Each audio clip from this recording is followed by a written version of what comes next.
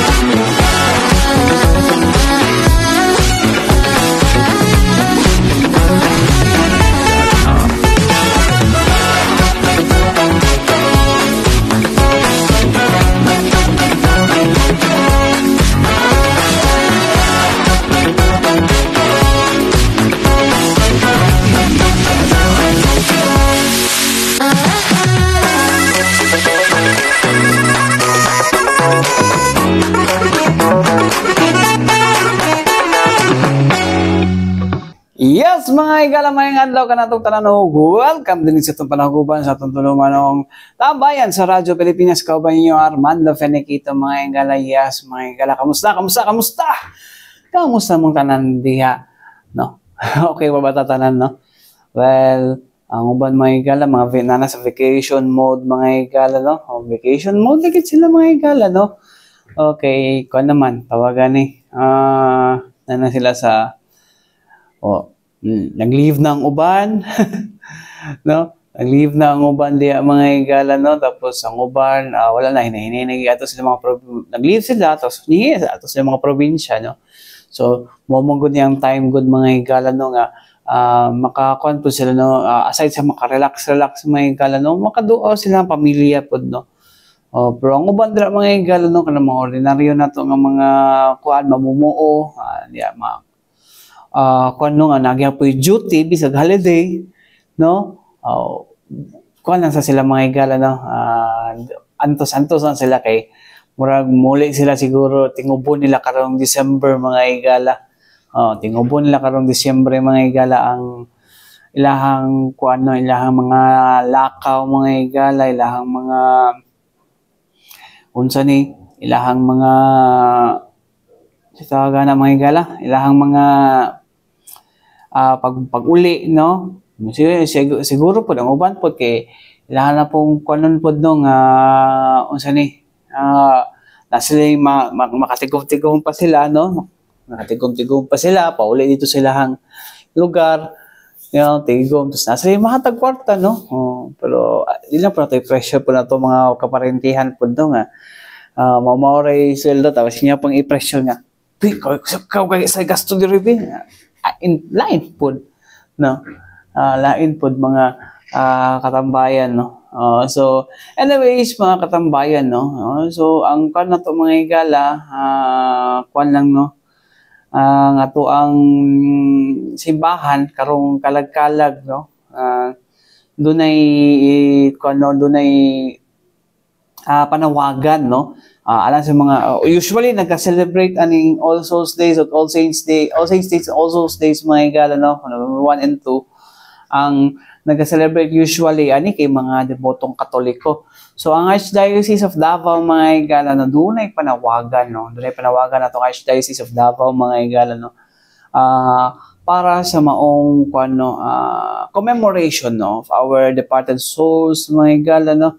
Or departed mga loved ones, karong kalag-kalag, either November 1 or November 2, no? Nga ibalik na to sa tradisyon na nakasentro dapat sa pag-ampo ang ato ang celebration, na dili kay himong okay kung himong family gathering mga igalay, okay kung himo na tong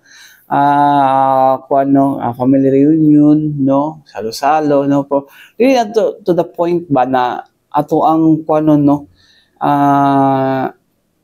ato ang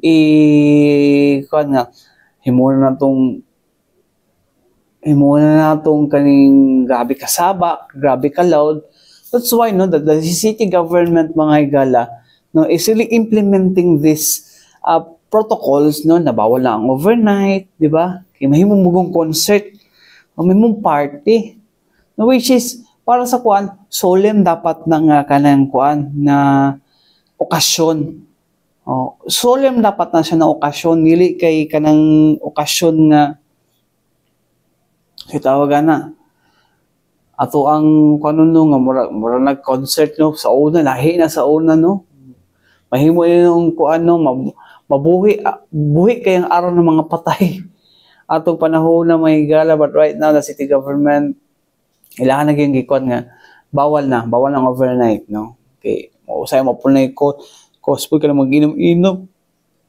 Ang ginabawal, ginadili po ang pag-inom sa sulod cemetery mga igala. Anyways, mga igala, alang sa maong akong giingon, no, nga panawagan sa tong Archdiocese of Davao mga igala, ito paminahon mga igala, no, ang panawagan ni Father Richie Gamaya mga igala, no. Ang mga igala, ang hepe sa social communication, Archdiocesan Social Committee on Social Communication mga igala, no. Ato paminahon mga igala. Salamat sa mong pangutanan, no. Mamagid ni ang pagbuo sa simbahang Katoliko nga bisan sa kamatayon nahiusa ka sa mga santos o sa mga nangamatay. Mao na nga gigihiman gyud sa simbahan ang panahon sa kalagkalag, ang paghandom, pag-ampo alang sa mga minatay, ang pagbisita kanila o paghalad sa mga pangaliupo, labi na gyud sa mga nanginahanglan nato kinaan naman silang mga santo sa kalangitan, o ng November 1, November 2, alang sa mga nangamatay na at sa purgatorio nanginahanglan sa atong pag-ampo.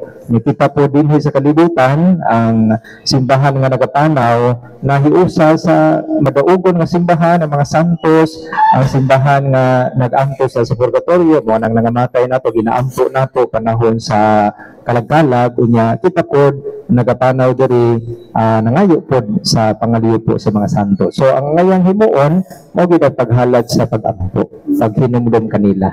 So usay Father, no, kaning mga sementeryo karon mura na o kung wala lang gistriktuhan sa ato ang local government unit, mahimo na pud ning lugar kung asa murag kanang lipay-lipay, no, mag-diskuhan kay tungod sa mga loud na sound system. Ang sa to ang panawagan sa to mga deboto karon, Father. Noon kita po sa simbahan naling kamot na pahinumduman kay usay malimot la kita, malimot ang mga magtotoo.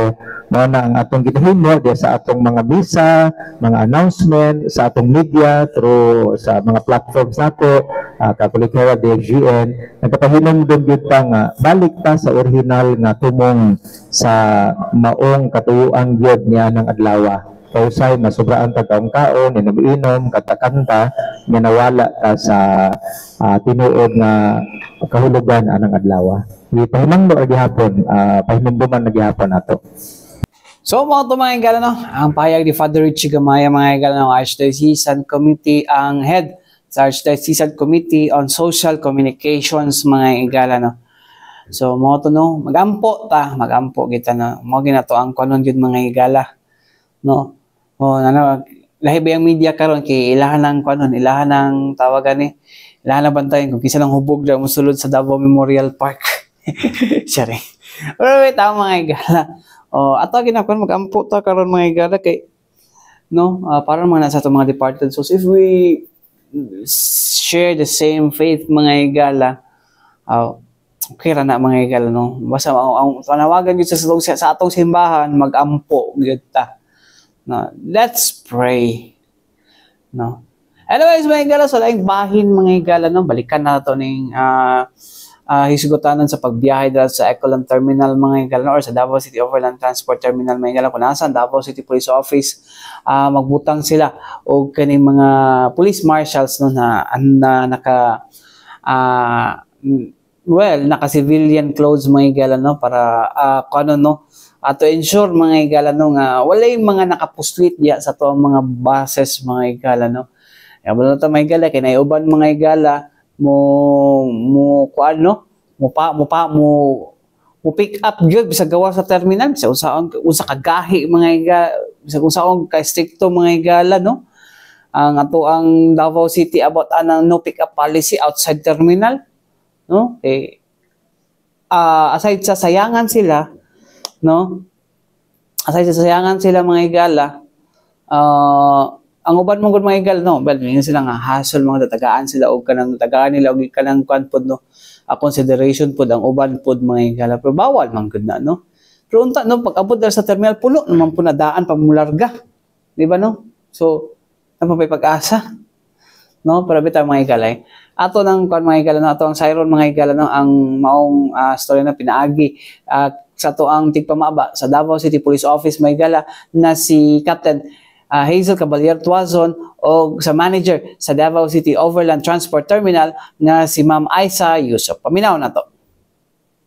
Nga naatagi pa ibutang nga mga marshals diya sugod sa mga buses nga mo biyahe.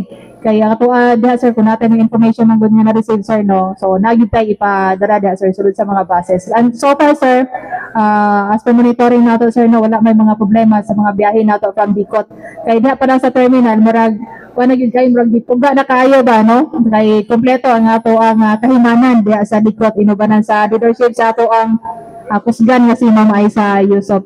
So far sa wala problema nga na-encounter reported diha sa district quarters with regards sa ato mga 50 personnel nga na-assign diha sa Dicot, sir. Kay Ma'am Aisa, Ma'am, how tight is the security sa Davao City Overland Transport Terminal, ma'am? Yes, Sir Juan, but before that, thank you, Ma'am Hazel. Nagsigimig tirang dali kay stress kayo mo among beauty. Pariyami.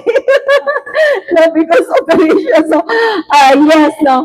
When it comes sa kahigpit sa ato ang Davao City Overland Transport Terminal, when it comes to security measures and security implementation nato diha, makaingon ta nga, yes, gipaning kamutan nato together with our men in uniform, no?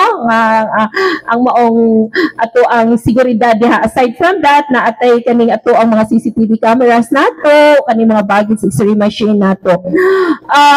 Kana nagpamatuod na higpit jud kay if you can recall katong naay na intercept diha, no, nga gipaagi sa ato ang baggage x-ray machine na bisag yun sa pag-cover og mga itong nga cellophane, itong nga mga tila, pero nakita lang gihapon tong white crystalline, no. So ingana ta. Of course, I am very thankful also sa ato ang mga men in uniform. Again, it's because dili jud na ako makaya kung ako lang. We know that the previous management nato, managers nato diha sa tuang Dicot Terminal, kay mga retired militaries, no, Major Adalin, Colonel Jimlani, Colonel Mallorca, but we survived despite nga civilian lang ta tungod sa ato ang proper coordination sa ato ang mga partner agencies, ilabi na ni ato ang men in uniform when it comes sa ato ang seguridad. Of course, gina-implement po nato kung unsa ang mga ordinansa nga dapat nato i-implement sama atong akong giingon po ganina nga ordinansa nga bawal ang pagbili sa mga bagahe nato bisag asa diha, no. So tama to, mahigpit ang ato ang pag-implement diha, but kabalo ko nga it's not, di po ta makaingon nga perfect because only God, Allah is perfect. What is important na as maoy nagamanage sa dumala sa ato ang terminal. Ginapaning kamutan jud nato sa Rowan, no? So, sama pod pananglitan because tama si Ma'am Hazel, stricto kaita diha. But what about along the highway? Kani laging no pick up policy nato. Aware gyud ta.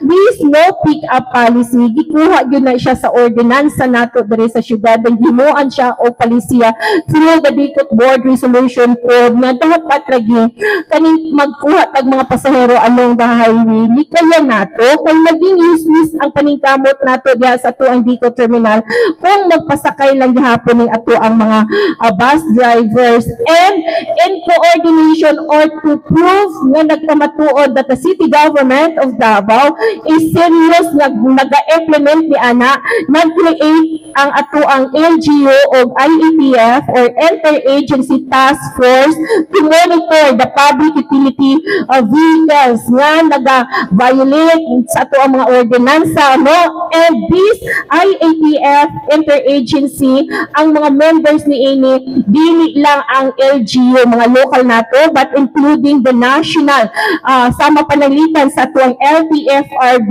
LTO, mga Region 11 nato, and the Philippine National Police nato, kanang mga traffic enforcement unit nato, and of course, inubanan po sa ato ang saguni ang panlungsod, the Committee on Transportation, the NPDTA, including the City Information Office. So, kung na ay mga reklamo, it's because dili man yun nato ay I am always keep on saying this also, that na ay mga sumbong sa ato ang mga opisina, but I've said I don't have the police power to apprehend them because I don't have the POP. So pwede diha mismo sa ato ang CIO kung adunay mga reklamo, diha sila mo diretso og reklamo, no? And we have monthly nga meeting together with this IETF. Kung sa nagpasayon ang imong trabaho, ma'am, since you are being surrounded by former police officers, na nato ang DCPO karong mga panahon na is very active, no, in supporting, because that is the very vital, yes, ang ato ang ang ato ang terminal sa pag-connectivity from north to south, east to east, east to west. Unsa ka pasayon ang inyong trabaho ni ining gihatag nga suporta sa LGU ngadto kanimo, ma'am? Yes, so honestly, good, ang atong opisina is not an ordinary office na i-compare with these other departments, other divisions. No, it's because ang ato ang opisina is more on security measures, good ta, no, nga mobitag yun na kadaghanan dyan is mga men in uniform ang naadiha. So ang pag-implement nato ang proper coordination with these mga men in uniform nato, no, na ginagawa na din ako makaya without this proper coordination and the support sa atong LGU, no, kay di ta makapamalit og katong mga CCTV cams nato og uban pa kung wala po ang suporta sa ato ang LGU. It's a work na kailangan ang proper coordination and cooperation dili lang sa mga stakeholders and partners nato, but even the people of Davao and kaning ato ang mga kasigpit tungod kay sila ang ato ang gina-cater diha sa ato ang Bicol Terminal. So mga tumahigala, no, ang pahayag nilang Captain Hazel Caballero Tuazon, ang tigpamaba sa Davao City Police Office, o ni Davao City Overland Transport Terminal Manager Aisa Yusuf, mga higala kabahin sa pagkwadra, no, sa itong mga buses, mga higala nga nagkabisina karon, mga higala, no. Okay, daghana ang daghana ang muuli sa mga probinsya or maglaglaag sa laing probinsya dili sa Davao Region, mga higala, or even outside Davao Region, mga higala, no. So, sana all. Da, mga higala, balik ito man ang so importante pa idumdum ning atong sibianan.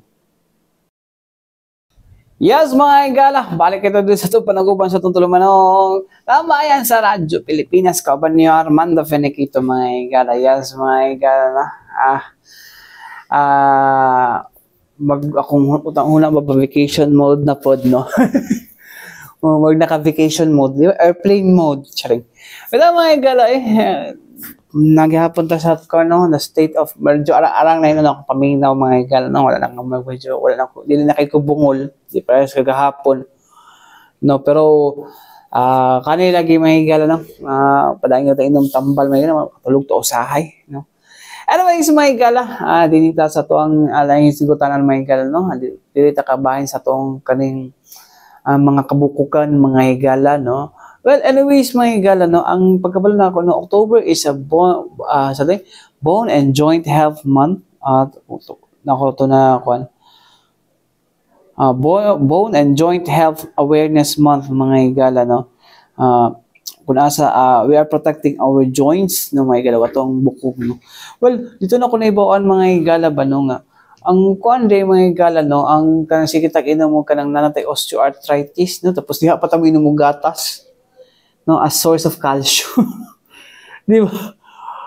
Amot po to sa iPod, no? Ang kanya na may galaw, I don't know if there's a false advertising, but maybe it depends on the, it depends on our pag-accept, pag-interpret, or kuan sa mong advertisement mga higala. Pero, ang kuan ginakuan ng mga higala, no? Kinahanglan na, bisang wala pa tayo osteoarthritis mga higala, no?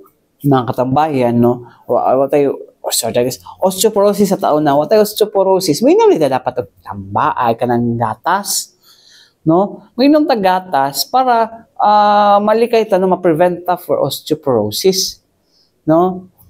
Tabuan ni mga higala kay di na ta mainom kung na osteoporosis, wala na.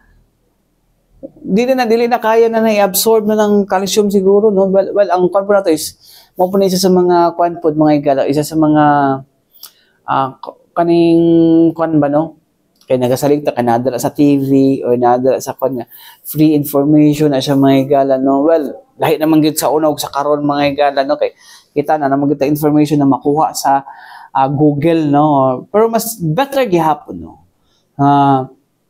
natay magpa-check up kita sa doktor.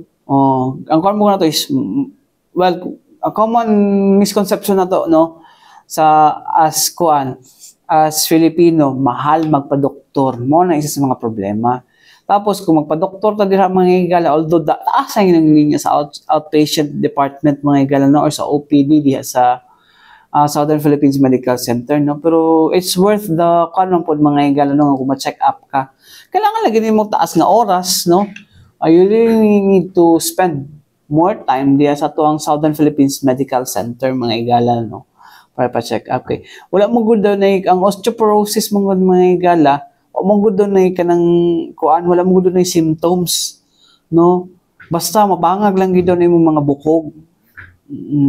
Tapos there are times na kanang kinahanglan kanang wata kabalo nga makapagabuk di ay sa bukog nga mga ginainom nato, no, so kanang sigarilyo o makapukan po daw na mga higala, no. So, well, wala ko nang hadlok din kay mo maingon sa doktor mga higala nga nakahinabi atong kapihan sa ay katong Healthy Davao media briefing, no, sa SMCD Davao.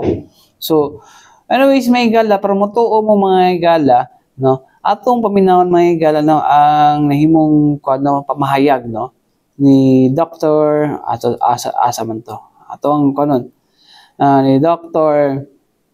Matthew Rex Madayag, no, a medical specialist sa Department of Physical and Rehabilitation Medicine sa Southern Philippines Medical Center, no, alang sa kini kano apil na po diri mga higala osteoarthritis din, no. So ang osteoarthritis di kasi mga joints man no, kanang mga diri kanan diri sa may siko, basta somewhere nga nay kanang mga kuan nay cartilage mga higala, no. So atuan ang madunggan din mga katambayan, no. So paminaw gid mo mga higala para di mo magmahay, no, kay syempre kita dili naman ta kanang mga issue sa kuan, no, hatag po pagkaalam po sa inyo hapon, no. So anyways mga higala, ay now na to mga Dr. Matthew Rex Madayag mga higala, gikan sa SPMC Department of Physical and Rehabilitation Medicine. 2 weeks ago, there was a symposium in the Spore building in SPMC. So it was attended by patients both with, especially the elderly patients, no, yung mga may osteoporosis and may osteoarthritis. So we had lectures there. We had, aside from the lectures, we also taught the patients the proper exercises for both osteoarthritis and osteoporosis. So, Yes, sir. Yung mention po na minsan na pagkakamalan na yung pagkakapareho ng osteoporosis and osteoarthritis. How common ba po yung dalawang bone conditions or yung mga ganito dito sa Davao City? We have the data po. Can you share it with us? okay. Both are very common, especially in the elderly. No? Like for example, osteoporosis. We started osteoporosis.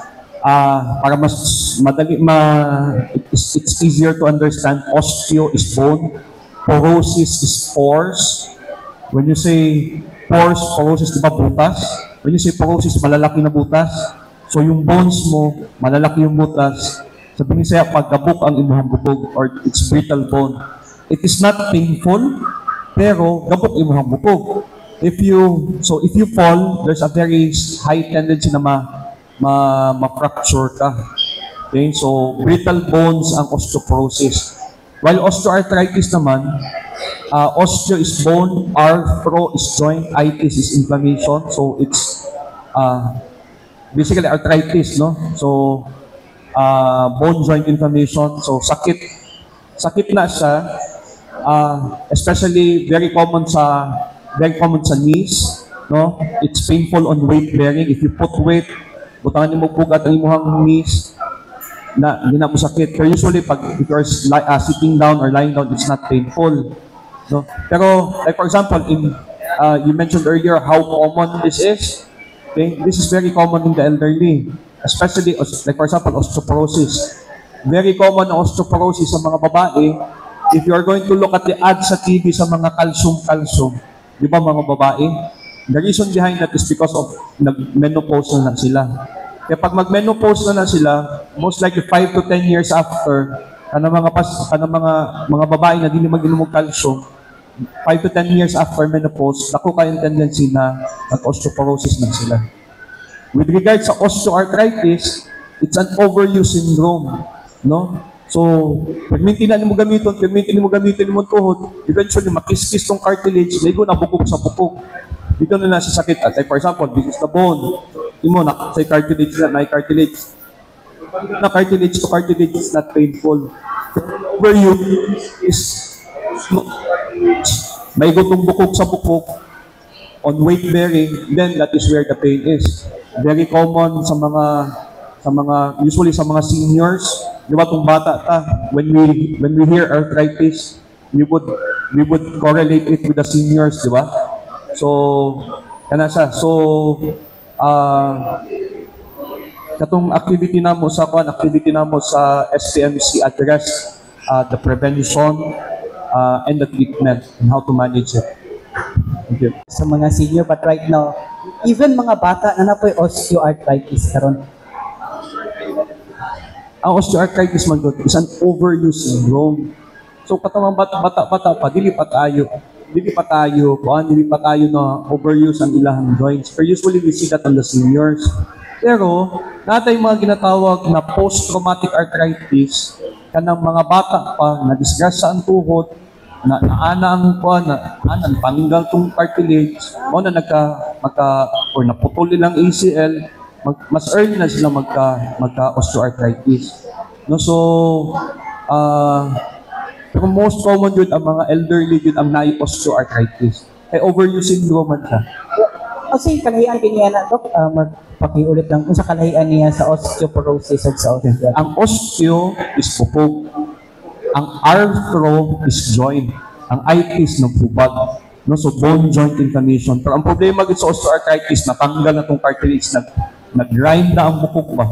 No? Ang osteoporosis, bukog, porosis is pores, buslot. Diba? So, porosis, dagko nga buslot ang imuhang bukog. So, dagko nga buslot yung bukog, kapog ang imuhang bukog. No? So, mao na tong dili na sa sakit. Osteoporosis, it's not painful unless mabali. Oh. Kaya na may mga tigulang din wala sila gibati na sakit, pero gabok na din ang bukog. Kung ma-slide sila, dali mabalik. Ano ba early Doc, no, signs or symptoms kung na kay osteoporosis? Wala gyud kay mahibalan kay it's asymptomatic man na siya. Asymptomatic meaning wala kay mabatian. Sakit, mahibalan na mo kung magpa-DEXA screening ka, magpa-bone density exam. You will not even know that you have one. Isa usually ang Doc, no? Usual na cause nga nung magkabuk ang bones. Okay. Okay. Habang nagapatigulang, especially sa mga babae nag-menopause, sa mga babae, it's basically menopause. Ang sa bukog nato, namagutay mga cells. Ang isa, osteoblast, ang nagahimo sa bukog. Ang isa, osteoclast, ang nagabuslot sa bukog. Kung bata pa ka, dagdahan kayo osteoblast, nagahimo bukog. Naa sa osteoclast, pero gamay na sila. So, daghan kayo kag deposito, gamay kayo ginagawas. Daghan kag pundo. No, pero pag-abot mo og menopause, pag-abot og 35 years old, mid-30s, the number of your osteoblast na daghan, hinihinay na sa mong gamay. Ang kagamay sa imong osteoclast, hinihinay na mo saka. No, so mubali na siya pag mag-menopause ka, mubali as you grow older, nagapadaghan ang osteoclast. Katong nagabuslot sa bukog, nagapagamay ang osteoblast, katong nagahimo sa bukog, osteoclast, nagabuslot sa bukog.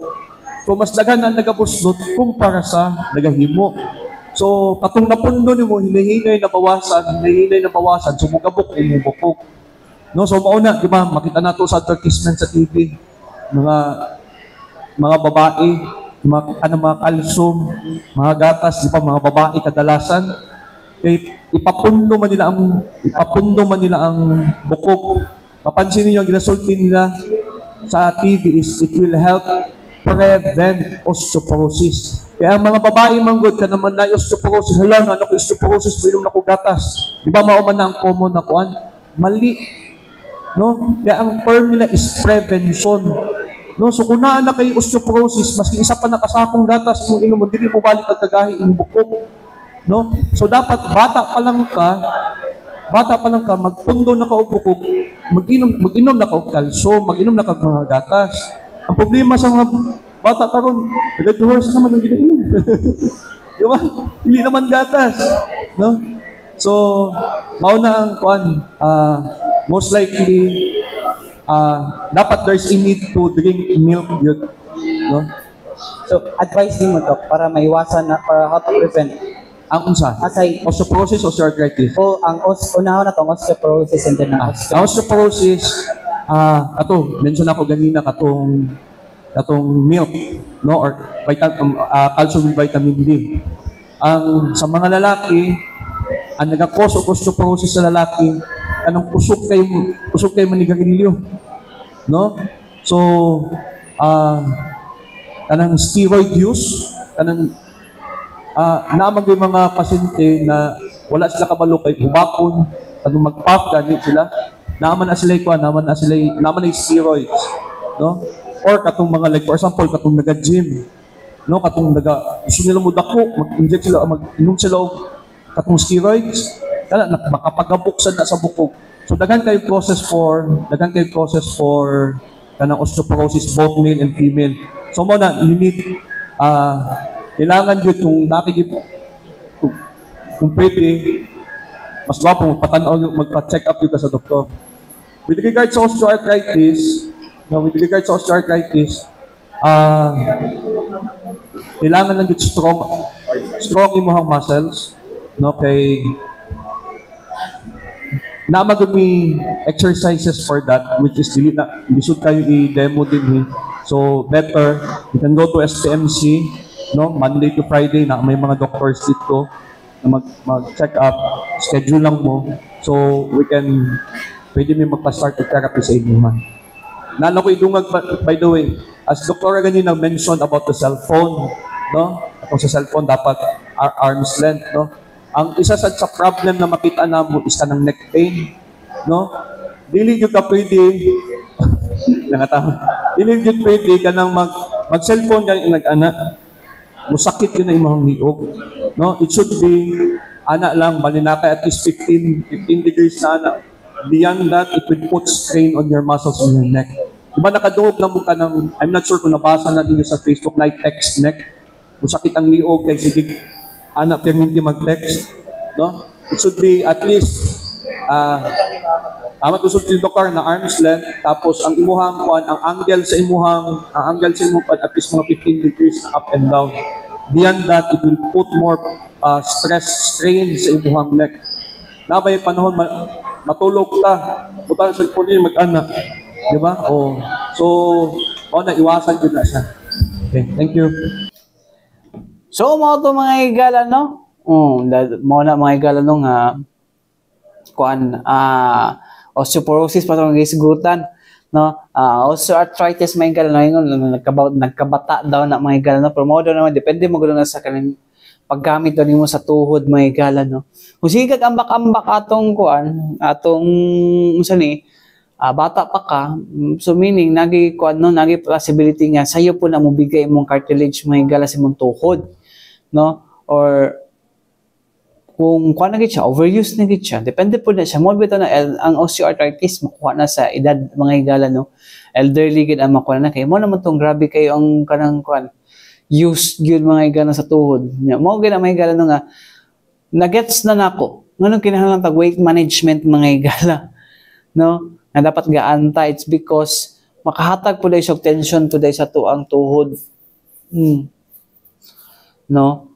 Kung makahatag tension, hindi mo, sige nagkakuan ng ato ang cartilage mga higala. Well, invento, kuan wala na, padlantaw ko lang na.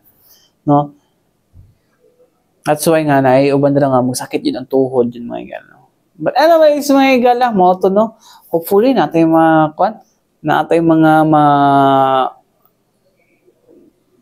tawag ani mga higala natay mga natun-an ani, no? Actually taas dapat nga lecture, no? Pero sama na to atong oras din ni mga higala sa Radyo Pilipinas mga higala kuan lang man, no?